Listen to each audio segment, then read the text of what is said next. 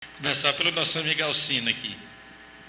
Eu só queria saber o seguinte: essa plateia é de gente adulta ou de menino de 7, 8 anos? Se for de adulta, eu peço que, por favor, escutem as coisas que eu vou dizer. Este livro é a segunda edição e eu não tenho nenhum, infelizmente.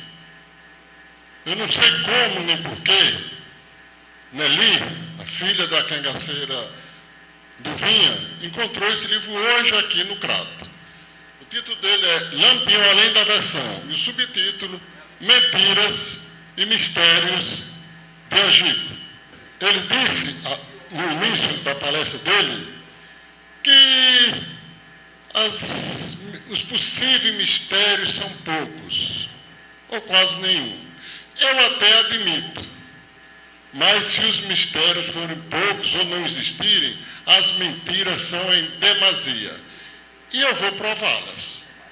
Todos os historiadores do Brasil, todos, rejeitaram completamente o depoimento que fala sobre o veneno de Zé Sereno. E olhe, minha gente adulta, vocês não são criança. Zé Sereno era, quando aconteceu as mentiras e os mistérios de Angico, ele era um dos grandes homens de influência no grupo de Lampião, o Zé Sereno. Foi ele que disse, eu não estou dizendo, ele disse, todos sabem, que ele disse que tinha veneno na bebida. Todo mundo rejeitou.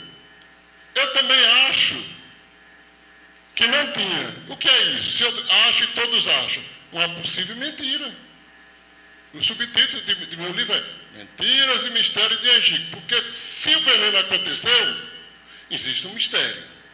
Eu admito até que seja uma mentira. Duval a família dele era dona do Angico. Um homem que era uma testemunha ocular. O Amaury disse que ele mentiu. Não sou eu que estou dizendo, não. Quem disse aqui para vocês ouvirem foi a Amaury. Então, é mentiras e mistérios de Angico. Ou, se ele não mentiu, tem um mistério lá. Se não tem um mistério, é uma mentira.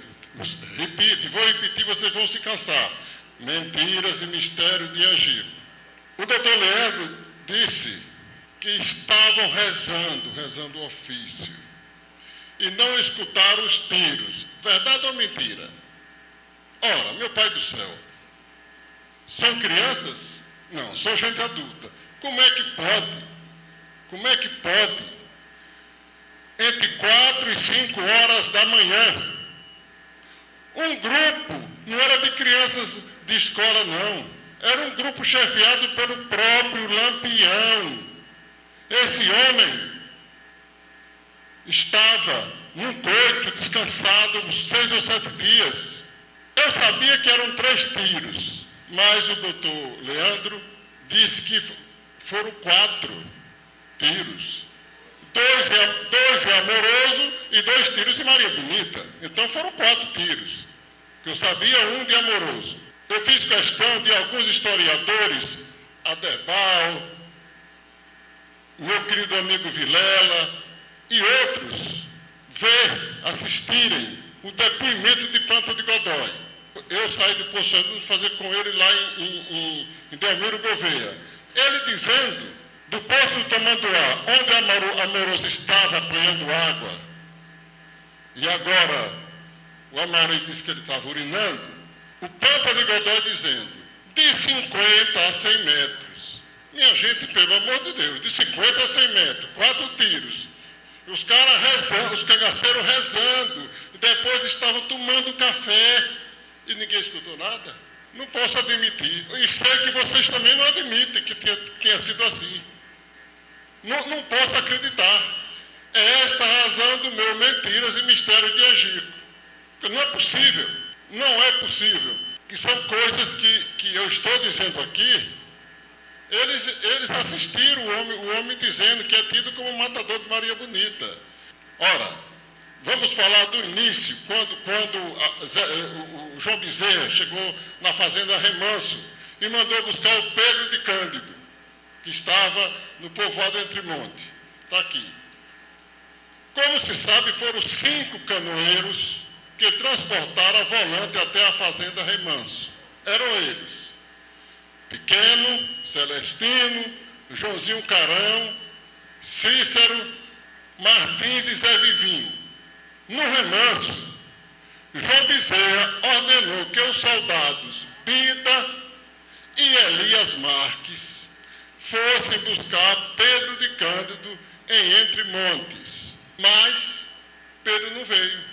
Disse aos 2 soldados: olha, diga a João Bezerra que eu não vou, porque eu tenho uma visita em minha casa e minha esposa está grávida, no 8º mês de gravidez. Ora, minha gente, pelo amor de Deus, como é que pode, naquele tempo, 2 soldados de uma volante ir buscar um coiteiro? E esse coiteiro ter a ousadia de dizer que não vai, e não veio. Não sou eu que estou dizendo não, é a história. E não veio. E eu conversei com o Pequeno e ele me asseverou isso. Mas vejam como é a história de Angico. O Mané Velho, que é o Antônio de Jacó, disse a mim e disse a outras pessoas, e está registrado em livros, que na segunda vez ele é um dos que foram buscar o Pedro de Cândido. Mas o Elias disse a mim que ele e Bida foram buscar os 2 novamente na segunda vez. E um pormenor. Não sei se a Maurícia souber ou não, você me diga isso. Um pormenor. O Bida trouxe Pedro. Presta atenção nesse mistério. O Bida trouxe Pedro de Cândido, mas por uma estrada, os 2 sozinhos, beirando o rio. E o coitado do Elias Marques dentro da canoa, mais os canoeiros. Pelo amor de Deus, minha gente. Ou isso é uma mentira sem tamanho, ou um grande mistério. Pelo menos isso, e tem outros que eu não vou dizer, porque eu não quero ultrapassar a ordem do chefe. Mas se pudesse, eu diria outras coisas que aconteceram em Angico, que são verdadeiras aberrações. Agora, eu quero deixar claro o seguinte: pelo amor de Deus, antes de ontem eu falei sobre isso. Não digam, não pensem que eu estou dizendo que Lampião não morreu em Angico. Pelo amor de Deus. Eu digo apenas, e tenho convicção que Lampião, que a história de Angico, o que está nos livros, dos depoimentos, que não é culpa dos escritores, não. É a culpa de quem? De quem deu os depoimentos, de quem foram entrevistados e disseram as aberrações que disseram. Vou terminar. A Mauri disse que Sila mentia, que Zé Sereno mentiu. Vamos acreditar em quem? Em quem é que a gente vai acreditar lá de Angico? Ninguém. O homem morreu. Agora, a história, a gente não tem o direito de acreditar como ela está registrada na historiografia do cangaço e do Brasil. Obrigado. Vamos passar Paulo Gastão, 5 minutos, Babau. Eu quero me ater única e exclusivamente à temática de hoje, que é para se analisar Angicó. Eu não quero sair desta trilha por momento algum. Eu achei que eu deveria colocar aqui que os livros descrevem cerco. Eu não considero cerco. Cerco, para mim, é sinônimo de círculo. Círculo, cerco, cercou. Lá não tem cerco. Sabe por que não tem cerco? Porque se tivesse cerco, teriam morrido todos os cangaceiros. E lá não morreram todos. Muito pelo contrário. morreu menos do que devia ter morrido. Devia ter morrido muito mais. Por quê? As metralhadoras, infelizmente, eu não fui militar e eu não conheci as metralhadoras daquela época, mas me parece que elas não eram, digamos assim, tão potentes como elas são descritas. Elas têm que ter uma capacidade de destruição, que eu acho que até das pedras hoje deveria ter a marca de bala. Lá não tem nenhuma marca de bala. Deixe-me dizer mais de que eu acredito, entre outras coisas, que como nós todos brasileiros e todos aqueles no mundo que vieram a se interessar pelo cangaço devam ter começado pela literatura de cordel, porque no século XIX praticamente não existia imprensa, então não se teria condições de livros. Tinha a literatura de cordel, que para mim é a grande indústria do imaginário. Então, para mim, as coisas em Angico, todos imaginam, todos escrevem, e vai, digamos, o bolo de água abaixo. Água abaixo. Sabe como é lá, minha gente? É um plano inclinado, muito intenso, e de que lá é época de inverno. Vocês admitem de que Lampião, com esse grupo, iria se fixar num ambiente que, lógico, que as águas correm para o Rio São Francisco. Como é que o povo estava deitado dentro d'água? Uma outra situação deveras interessante que eu pergunto a todos: quem matou Adrião?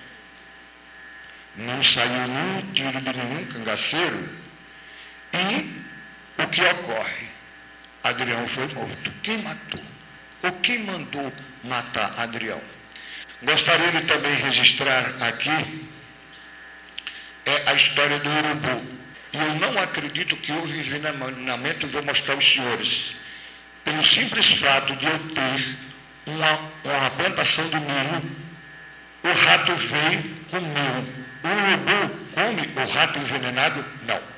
No dia que me provarem que ele come, eu vou até atrás do urubu, vou comprar quilos de carne e vou botar para o urubu comer para ver se ele come ou não come. Eu acho que as coisas são provadas assim. Eu gostaria de perguntar.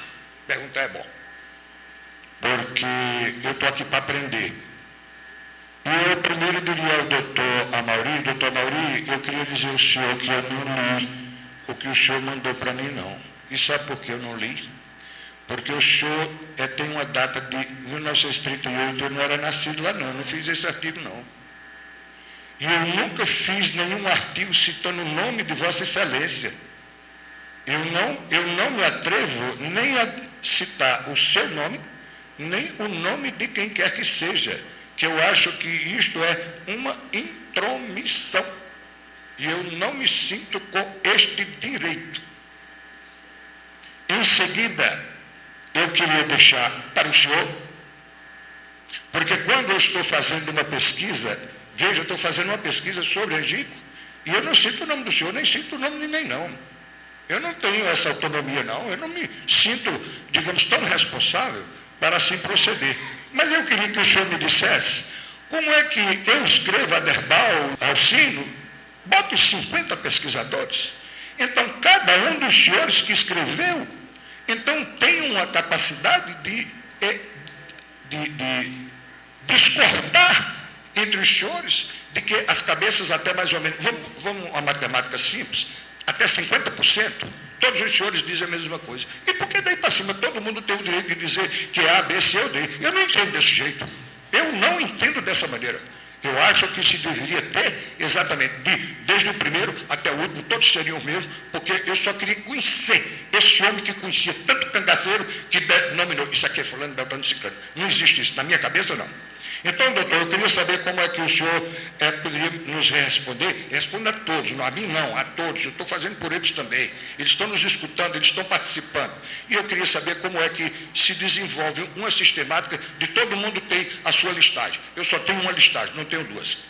Doutor Leandro, me faça uma gentileza. Quando, digamos, mal as cabeças são decepadas, já foram colocadas em latas de querosene, como eu acho isso estranho? Parece que eles já sabiam, premeditaram de que iriam matar os cangaceiros e já levavam as latas para botar dentro da cabeça. Não era mais fácil colocar no saco de estopa, não? Eu acho que sim. Eu acho que seria muito mais simples e caberia muito mais cabeça, se fosse o caso, mas só que eu vou complicar, porque o angico é complicado. As latas de querosene continham querosene ou não? Depois vão usar álcool, 2 adstringentes brutais para com a nossa pele. E mais ainda, vão colocar sal, como se fosse aquele cabeça de carneiro que tivesse sido morto há pouco tempo. E não satisfeitos, vão lá para Maceió e colocam formol. Formol a quanto? Não conheço nenhum livro que tenha medido que seja, hoje, a técnica utilizada de 2,5 percentual para se fazer esse trabalho. Então fica um bocado de coisa escondida, um bocado de coisa atrás das paredes, para que a gente não possa conhecer a verdade. Então, qual é a verdade? A verdade eu só tenho uma, é de que esta história do cangaço, ela é escrita exatamente pelos vencedores. Muito obrigado. Terminar com o filho do lendário João Bezerra, né, o Paulo Brito, e logo em seguida vocês podem responder as perguntas, tá ok? Obrigado pelo lembro. Senhoras, senhores, pesquisadores, eu quero dizer o seguinte, que para mim, pelo menos, a noite de hoje, ela é uma noite única, por ter tantos pesquisadores, pessoa do nível aqui do Amauri, e também eu estou participando de um evento dessa magnitude pela primeira vez, então ela se torna única para mim. Em segundo lugar, eu gostaria de dizer o seguinte, conhecer João Bezerra, talvez aqui a grande maioria conheça João Bezerra, mas conhecer a pessoa de João Bezerra, eu acredito que aqui, que eu me lembre, só tem o Amauri, que conheceu a pessoa de João Bezerra. Conhecendo-se a pessoa, a gente tem condições de saber se aquela pessoa fez ou não fez. Então, precisamos conhecer mais a profundo a pessoa de João Bezerra. Eu peço permissão aqui, dentro dos meus 5, quando eu completar, vocês pedem para que eu pare. Como a gente aqui, qualquer resposta que eu vá dar, eu preciso que vocês se reportem à figura que está inserida nesse contexto, como a segunda vertente de angicos, do cangaço, do que queira dizer. Hoje a gente está estudando angico. Então, eu vou dizer o seguinte, sem falar na vida de João Bezerra, até entrar na polícia militar, que é uma vida brilhante, eu vou falar somente da vida militar dele. Ele teve, isso consta dos apontamentos militares, 19 nomeações de comando, incluindo o comandante da corporação, nomeado delegado por 12 vezes em cidade alagoana, 12 vezes delegado. Participou como chefe de volante por um período de 12 anos, travou 11 combates. Nesses combates, depois eu digo, assim, a estatística dos combates. Dos 11 combates foram 17 mortos, 3 presos e 4 feridos. Então, ao todo, foram 24 cangaceiros. Chegou perto até daquele outro oficial. Portanto, 11 combates com grupos de cangaceiros, chefiados por Luiz Pedro do Retiro, conhecido por muitos, Corisco, Gato, Zé Baiano, Português, Manuel Moreno, Moita Brava e Lampião. O mais importante desses combates foi o travado de Angicos, no qual ocorreu a morte de Lampião, Maria Bonita e mais 9 cangaceiros. Participou de missões fora do estado de Alagoas, com o contingente alagoano nas revoluções de 25, 30 e 32. Então é só estudar um pouquinho e procurar ver o que foram essas revoluções e que ele participou fora do estado como militar, defendendo isso aí já num caráter de ordem nacional. Depois foi prefeito interventor na cidade de Piranhas, no ano de 1933, que ninguém lá sabia, nem o prefeito, quando eu fui lá para a inauguração do museu, que João Bezerra já havia sido prefeito interventor. Durante sua vida militar, recebeu diversos elogios publicados nos boletins da Polícia Militar de Alagoas por seu desempenho nas missões em que participou. Não é não é no combate de Angicos, não. É nas missões em que participou. de seus superiores imediatos, do comandante da corporação, do interventor federal, do governador do estado, do general de exército e do presidente da república. Aqui mais eu continuo dizendo como é que era a pessoa de Bezerra. Era obstinado, desbravador, estrategista, cidadão honrado, decidido, extremamente observador e perspicaz. Seus passos foram cuidadosamente planejados, prevalecendo sempre a sensatez e a dignidade. Incansável na luta contra o banditismo. Não é contra o cangaceirismo, não.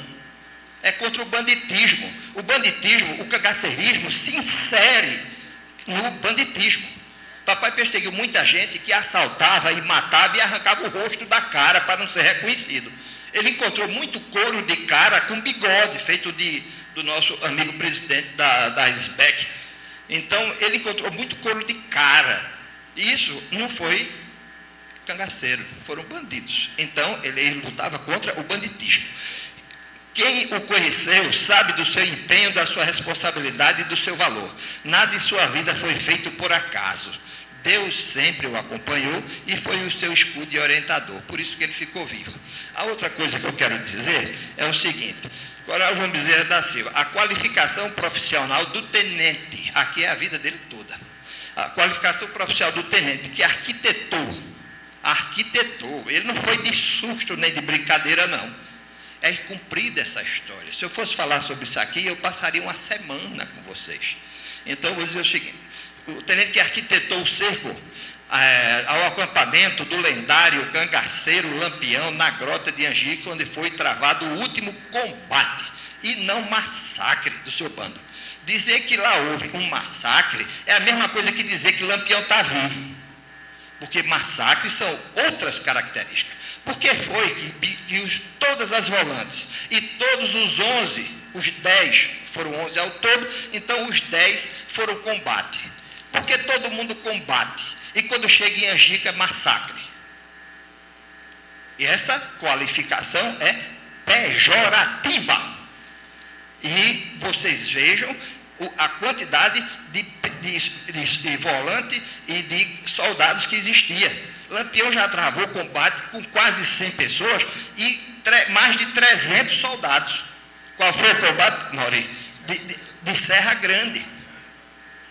No entanto, quando eles em Angicos, é massacre. Não sei por que massacre. Então, por obséquio, quando escreverem sobre Angicos, evitem essa palavra, porque ela é desmerecedora. Por favor. Em 28 de julho de 1938, João Bezerra era tenente. Mas ele era também delegado da cidade de Piranha, simultaneamente e concomitantemente. Ele era delegado, que foi outras vezes também. Já havia sido prefeito interventor da cidade de Piranha, isso quando ele era tenente. Aí vamos ver, a pessoa, quando tenente, não é um tenentinho que está por aí, sem um preparo, uma qualificação. Vamos ver aqui, vamos continuar. Então, ele era tenente, primeiro tenente, sempre por bravura, viu, amigos? Aí, depois de tenente, ele era, já havia sido prefeito, interventor da cidade de Piranhas, e havia participado das revoluções fora do estado de Alagoas em 1925, 30 e 32, porque o combate foi em 38. Nomeado delegado 8 vezes em cidades alagoanas. O total foi mais, até ali ele tinha sido já 8 vezes. Com várias missões de realce na corporação e vários elogios dos seus superiores registrados em boletins pelo desempenho e bravura demonstrado nas referidas missões. As missões estão lá. No livro dele, ele fala sobre as missões. Ele saiu com missão para prender coronel. Coronel, chefe político de muitos soldados. Ele passou 3 dias na companhia do coronel, para no terceiro dia ele dizer: coronel, vim buscar o senhor preso. Ele procurando saber como é que ele ia dizer a ele. Até que disse que o coronel foi. E ele cuidou da honra do coronel, e quando o coronel saiu, juntou a família, fez uma homenagem a João Bezerra, porque João Bezerra não deixou ele ser desmerecido, vamos dizer, desmoralizado. Porque ele disse o seguinte: eu vim aqui para aprender. A minha missão é prendê-lo, mas eu também estou aqui para não deixar o senhor ser desmoralizado. E não foi. E por isso, este coronel depois chamou toda a família e fez uma homenagem a meu pai. Então, vamos seguir aqui. Então, essas são as missões. Reconhecido pelos seus superiores, seus liderados e as pessoas circundantes, os que os cercavam, por se tratar de um militar de escola, pessoa humana afável, de personalidade forte e caráter a toda prova. Condição que incomoda a muitos que queriam se sobressair à cata de um lampejo de notoriedade. Então, isso aí é a pessoa de João Bezerra. Agora, a gente não tem grandes considerações, dizendo, João Bezerra disse, João Bezerra mentiu, João Bezerra não tem. A gente tem comentários a respeito de muita coisa, mas graças a Deus, a gente não tem um comentário a dizer, João Bezerra fez isso. E as dúvidas que eu posso e que esteja ao meu alcance, eu vou tentar respondê-las. Mas saibam que a gente está tratando desse homem. Quando disserem que foi feita alguma coisa, vocês se reportem a essa vida militar que ele teve aqui, aos elogios feitos por Lucena e por todos os mais, que todo mundo fala muita coisa de Lucena e João Bezerra. Mas não sabe quem era o relacionamento de Lucena e João Bezerra. Lucena era casada com a prima da minha mãe. Lucena respeitava e tinha admiração a Lucena. A Bezerra. E Bezerra tinha o maior respeito a Lucena.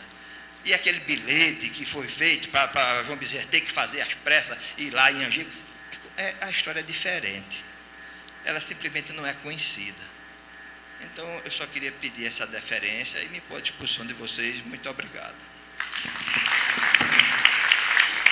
Bom, só queria esclarecer que o tempo do nosso amigo Paulo foi um pouquinho maior, porque é a primeira vez que ele está com a gente e, com certeza, é muito importante para a gente ouvir a palavra dele. E eu queria só frisar que eu concordo plenamente com o combate e não o massacre. Passar a palavra para a Mauri, para as considerações, o Leandro, e depois a gente vai abrir para as perguntas, tá ok? Olha, eu acho assim, eu acho que o fato histórico, ele deve ser interpretado, né? Ele sozinho é mais ou menos como a fé, sem obras. Então, acho que você tem que interpretar o fato histórico. O que eu fiz foi, a minha opinião, a tentativa de interpretar à luz que a gente dispõe, seja de informação oral, seja do que é lógico, né? E foi isso que eu mostrei para vocês. Não falei que foram 2 tiros, 3 tiros, 4 tiros, nem que houve 15 minutos dos tiros para o começo do tiroteio. Pelo contrário, eu acho que houve um tiro. É o que Candeeiro disse, estava deitado, ouviu um tiro, sentou, aí esperou para ver o que estava acontecendo. Provavelmente a surpresa que ele teve foi a mesma que João Bezerra teve, porque a ordem era que João Bezerra atirasse primeiro. Então houve uma surpresa, o que está acontecendo? Quando ele ouviu o segundo tiro, ele fala que saiu com meio bornal, não deu tempo nem de pegar as coisas direito, Silas saiu sem calçar e sandálias. Por quê? Porque o tiroteio flagrou do lado que Lampião estava. Então, isso é quase simultâneo. Não estou dizendo que houve 10, 15 minutos do início dos tiros para o começo do tiroteio. Isso é ilógico, né? Então, é uma tentativa de interpretar os fatos. Porque eu acho que os fatos têm que ter interpretados, não só colocados assim como hipóteses, mas a gente tem que tentar explicá-las, porque a história vive disso. Ela sobrevive em cima dessas explicações, dessas análises. Se a gente não analisar, para que vai servir? Vai servir para nada, né? Com relação às latas de querosene, eu assim, não tinha lata de querosene lá, porque quando as cabeças foram fotografadas em Piranhas, os cabelos estavam enxutos, né? Então, as latas não sei se tinha querosene dentro. Eu falo latas de querosene porque no jornal, na reportagem, eram latas de querosene em que as cabeças estavam mergulhadas para conservação. Se era formol, álcool, cachaça, uísque, não sei. Agora, isso foi arrumado em Piranhas. Por quê? Porque na foto, na escadaria de Piranhas, os cabelos estão enxutos. Acho que era só isso que eu tinha para falar. Muito obrigado. O senhor sendo médico, a minha pergunta se baseia exatamente no seguinte, que eu queria que o senhor declinasse o que na realidade aconteceu à luz da medicina legal, por favor. Olha, como a gente não sabe o que é que Como a gente não sabe o que é que eles usaram para conservar aquelas cabeças, fica difícil dizer realmente. O que se sabe é que elas foram pessimamente conservadas. mesmo que tivesse formol ali dentro, com a concentração correta para conservar aquelas peças anatômicas, o fato de tirar, expor, pararam em Santana de Ipanema, pararam em outros locais, a curiosidade do povo, toda hora tirava a cabeça para mostrar, isso contribuiu para que as peças não chegassem em bom estado ao médico legista da Polícia Militar de Alagoas, que era o Dr. Lages Filho. E no laudo cadavérico, na necrópsia das cabeças, tanto de Lampião como Maria Bonita, que foram as últimas que tiveram as únicas que tiveram esse relatório, ele começa dizendo assim: o estado em que as peças chegam à morgue, que é o necrotério, é péssimo, né? Elas chegam em péssimo estado de conservação à morgue. Agora, o que eles usaram é difícil saber, a não ser que a gente pudesse entrar em contato com alguém que ajudou a colocar essas cabeças. Podia ser cachaça, álcool. Agora, isso, teoricamente, conservaria de maneira precária essas peças anatômicas. Fala-se muito de que Antônio Norato, conhecido como Noratinho, teria sido o soldado que atirou em Lampião, que teria morto Lampião. Bom, eu conversei com vários soldados que participaram do combate e alguns deles disseram que, ao chegar em Santana de Ipanema, no quartel, foram testar a arma de Honoratinho. Todo mundo queria pegar no fuzil que tinha, segundo o soldado, morto em Lampião. É curioso que o Honoratinho disse o jornalista Melquíades da Rocha. Ele disse que esse fuzil nunca falhou. Quer dizer, era tiro e queda. Aí foram testar a arma. Para surpresa geral, soldados contaram isso a mim, vários soldados, inclusive o tenente João Bezerra, também fez essa declaração a mim. Para surpresa geral, não acertavam um tiro. Se porventura foi Noratinho quem acertou em Lampião, ele não acertou, ele errou. Porque ninguém acertava, a mira estava totalmente errada. Lampião morreu? Morreu. Algumas pessoas perguntam, sempre, por que Lampião morreu? Olha, Lampião tinha que morrer um dia, ele não era eterno. Não existe alguém que, o tipo de vida que ele levava, estava condenado. Um dia qualquer ele seria morto. O que acabou acontecendo... Sim, aliás, deixa eu continuar o negócio do Honoratinho. Algum tempo depois, na década de 60, os jornais publicaram Lampião vingado, o matador de Lampião morreu. Inclusive tem uma revista Fatos e Fotos, trouxe reportagens interessantes. Realmente o Noratinho foi assassinado. Foi assassinado pelo sobrinho da amante dele, um rapazola de 17 anos, sem o braço direito, que havia perdido em um acidente de trem. Ele acabou matando o Honorato. A imprensa foi até Maceió, na casa onde eles moravam, e procuraram saber das pessoas como era a vida de Noratinho. Aí os vizinhos disseram, olha, ele falava muito sobre o fato de ter morto Lampião, Maria Bonita, já não era mais só Lampião, ele já tinha morto Maria Bonita também e alguns outros cangaceiros.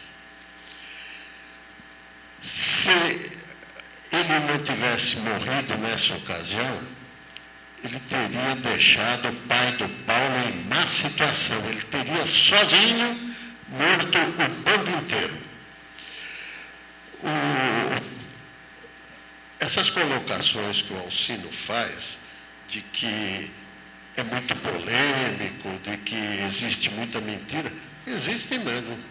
Para você ver que até 20 e poucos anos depois, quase 30 anos depois da morte de Lampião, ainda tinha gente mentindo a respeito do que tinha acontecido em Angico. Olha, não se esqueçam, vamos plantar bambu. Porque durante as participações aqui, e teceram comentários em determinados pontos, que eu gostaria de esclarecer, porque eles tocam a pessoa de João Bezerra. Aí, já que eu estou aqui, eu aproveito a oportunidade para tentar dizer o que eu sei. Quanto o dinheiro, que a maioria disso é uma realidade. Um dos incentivos para os soldados, quando ele matava um cangaceiro, os pertences dele eram do soldado. Isso era normal, porque, dado as dificuldades e tudo mais, estimulava ele a acabar com aquela praga que estava complicando a vida de toda a sociedade. Muito bem, mas João Bezerra pulou em cima de quem?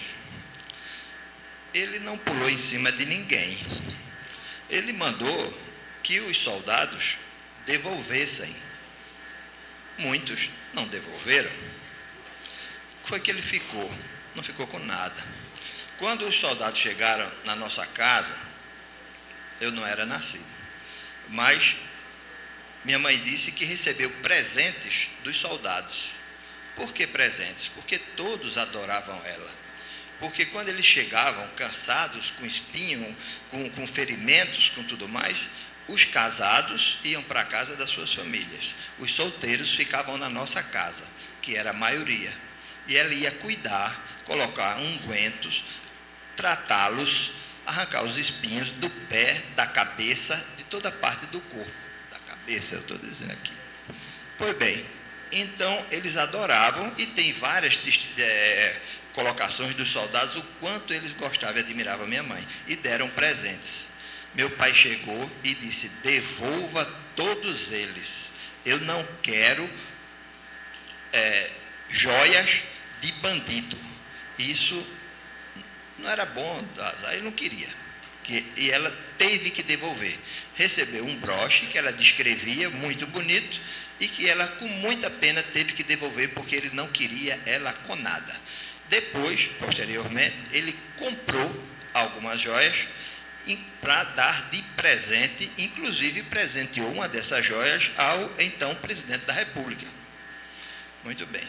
Até hoje, nenhum soldado disse que João Bezerra ficou com alguma coisa. Então, com relação ao dinheiro de Angicos, a participação dele foi essa como militar, comandante. Ele procurava agir dando exemplos. Se o soldado procedia de determinada forma, que era corriqueira com relação a ficar com esses pertences, ele ficava quieto. Com relação a Pedro de Cândida, o que meu pai dizia era o seguinte, que mandou buscar Pedro de Cândida discretamente e, logicamente, sem que ele esperasse, que ele não sabia nunca que estava recebendo aquela visita do militar, pedindo para que fosse se encontrar com o papai. Uma coisa amistosa que Pedro de Cândida sempre conversava com ele. Só que, quando o soldado volta e que diz que Pedro de Cândida, por uma razão lá, não vinha, ele mandou mais outro e disse: vão lá e tragam Pedro.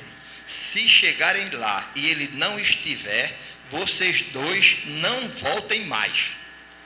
De lá mesmo, tomem destino. Vocês vão para trazer Pedro. Era esse senhor que não queria atacar Angicos. Então, foi o procedimento com relação a Pedro de Cândida. Ele veio porque a conversa de Pedro com o soldado querendo manter a desculpa, ele disse, não, Pedro, você vai de todo jeito agora, porque se você não for, quem vai morrer somos nós, os soldados. Então, predicando, eu só queria esclarecer para tirar da relação. Alcindo é uma pessoa que eu admiro, de Piranhas, de onde nasceu minha família toda, de lá, que eu tenho o maior carinho por Piranhas, ao ponto de, no mês de junho, eu levei meu filho para casar lá. Meu filho era casado no civil, já está com uma menininha de 10 meses, mas ele disse que queria casar no religioso em Piranhas. Então, ele foi casar no religioso em Piranhas, na igreja que João Bezerra e Cira casaram em 1935. Isso é o tamanho da admiração e do carinho que a gente tem por Piranhas. E eu sou um colecionador dos livros de Alcindo. Agora, subtraindo essa dúvida dele, eu vou dizer o seguinte: o cachorro que Zé Rufino entregou para papai num combate que teve, que ele faz referência no livro dele, esse cachorro, Alcindo refere-se que pouco tempo depois esse cachorro voltou para a companhia de Lampião. E que provavelmente, evidentemente, o papai mandou que seja assim, né? Eu quero dizer o seguinte: esse cachorro, ele foi para São José da Laje, em Alagoas, e ficou lá até morrer. Esse cachorro tem episódios sobre ele interessantes na Laje, mas eu não vou me alongar aqui para contar. Só sei o seguinte: ele saiu de lá de casa para a casa de um irmão de papai, passava pela rede ferroviária, no retorno ele veio, dormiu embaixo de uma composição Fé, aí quando a composição saiu, passou por cima dele e matou. O chefe da estação prendeu a composição e mandou chamar papai. Só liberou o trem depois que papai chegou lá, porque mataram o cachorro dele. Então, esse cachorro era o mesmo de lá. E eu tenho em Recife, hoje, uma irmã minha que é de Aracaju, está na nossa casa agora, e mais outras pessoas que conviveram com esse cachorro em São José da Laje. Então, pelo menos o que ele recebeu de Zé Rufino foi para a Laje. Qual foi o que foi para a companhia de Lampião, eu não sei. O amigo, eu vou me dirigir mais ao amigo Paulo Brito. Eu tenho, no livro do Dr. Antônio Amauri, você disse que seu pai não ficou com nada de Lampião. Eu tenho no seu...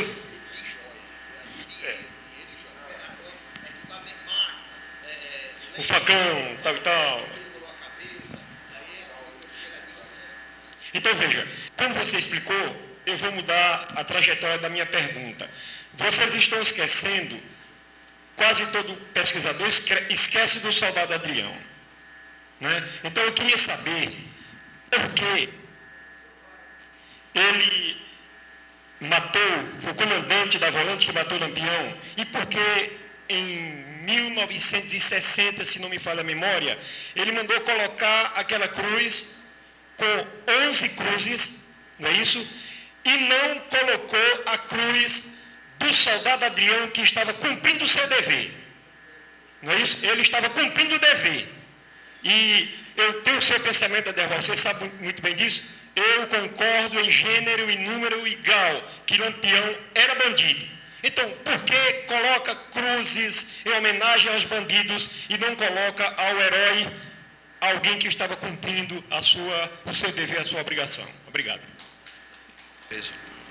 Eu concordo com a classificação de herói, porque no livro do meu pai tem a fotografia de Adrião. Quando ele fez o livro dele, em 1940, logo após a morte de Lampião, ele editou o livro, saiu em duas edições esgotadas. Está a fotografia de Adrião. Ele faz referência a Adrião. Adrião, ele foi promovido, Adrião recebeu homenagens e o próprio chefe dele, que é o aspirante Ferreira, também faz homenagem dizendo elogiosas ao soldado. Então, o soldado, em nenhum momento, ele foi esquecido. Pelo contrário, ele foi destacado como uma pessoa especial. O comandante da corporação, quando se refere dos boletins, ele faz referência elogiosas ao soldado que faleceu em Angicos. Mas na cruz que meu pai colocou em Angicos, que o professor Estácio de Lima, quando ele se refere à cruz de Angicos, ele se refere da seguinte forma. Eu vou dizer o que é que tem no meio acho que é uma cruz principal e depois 5 cruzes em cada braço. O que está escrito é o seguinte: aqui jaz o rei do cangaço, capitão Lampião, com 10 companheiros. Combate em 28 de 7 de 1938. Lembrança do capitão Bezerra, que ele era capitão no momento. Colocação da cruz em 30 de 61. Pois bem, 30 do 30, enfim, 61. Isso aí era uma homenagem ao cangaceiro, ao marco histórico, mas o soldado, ali é referente aos cangaceiros. Ele não pode botar 12 cruzes, porque ele não vai juntar soldado com cangaceiro. Então, a homenagem do soldado foi feita, ele foi reconhecido, mais do que tudo. Eu acho que não deveria a pessoa chegar nem botar uma cruz lá. A cruz do soldado está no cemitério, que a família dele levou o corpo. Então, foi para o cemitério o soldado. Foi um combatente, um herói, reconhecido por todos. Jamais ele foi, pelo contrário. Ele foi até muito lembrado pelo meu pai. No livro, ele não esqueceu de jeito nenhum. Agora, eu acho que até ele, talvez até em função da época, você sabe muito bem, seria até desmerecedor ele botar 12 cruzes e botar a cruz do soldado junto com a dos bandidos que ele perseguia. Então, quando aquele grupo de Paulo Afonso esteve lá, com algumas pessoas, e que fizeram essa referência, porque não estava lá junto a 12 cruzes, dá a entender que ele foi uma pessoa esquecida, menosprezada. Jamais. Agora a gente não pode juntar alhos com bugalhos. Bem, eu agradeço a oportunidade da pergunta, né?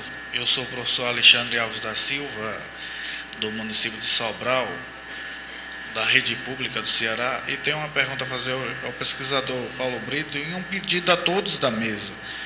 Primeiramente vosso pai, sempre ao se retratar a coronéis, fala, esses coronéis do povo.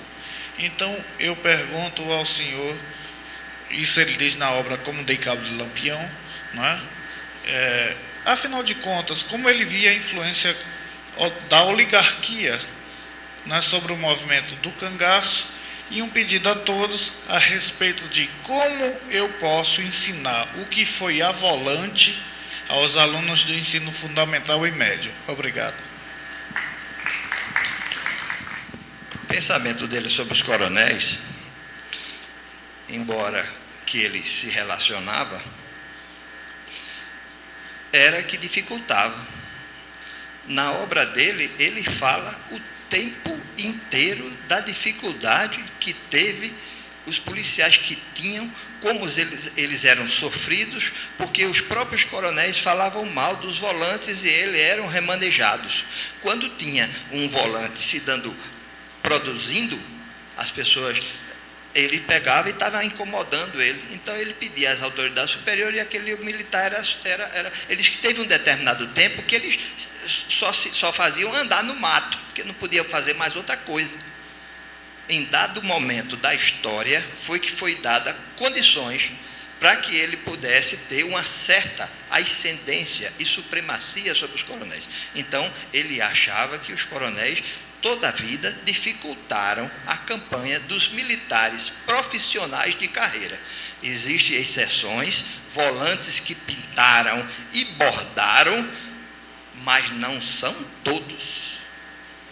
Militares dignos tiveram, e muitos, só que não são lembrados, nem falados. Se o principal do combate de Angicos não é falado, imagine os demais. Não vamos hoje, que a gente procura recorrer da polícia militar, e sempre recorreu, deixá-la num local inferior ao que ela merece.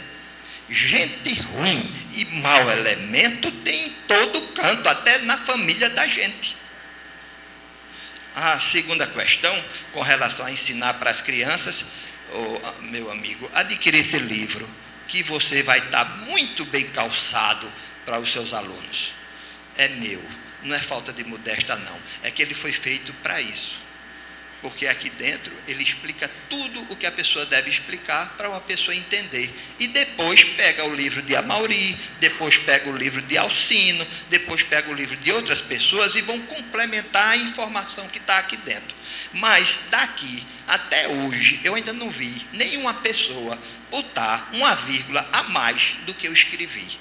Porque até Vera Ferreira, neta de Lampião, usa meu livro. As considerações finais. No meu programa, na Rádio Xingu FM, Sertão, Viola e Amor, eu costumo iniciar o programa dizendo família sertaneja. E agora eu vou encerrar essa minha palestra, aliás, participação, dizendo família da região do Cariri. Mas eu fui político e político é danado para gostar de enganar o povo e fingir. Por isso eu não vou me despedir de vocês, nem vou apenas citar que é o que eu queria fazer aqui para vocês, as mentiras e mistérios de Angico. Presta atenção nessa outra mentira ou mistério. Ligeiro, é um minuto, né? Em seu livro, Bandoleiro das Caatingas, o jornalista Melquíades da Rocha, um alagoano que trabalhava no jornal à noite do Rio de Janeiro, registrou, isso é o inventário de Lampião, registrou e documentou o inventário de Lampião, assim está documentado, uma coisa oficial. Mosquetão, Mauser, modelo 1908, preste atenção neste modelo 1908, dos usados no Exército Nacional, em perfeito estado de conservação, número 304, série B, tudo bem discriminado, com bandoleira enfeitada com 7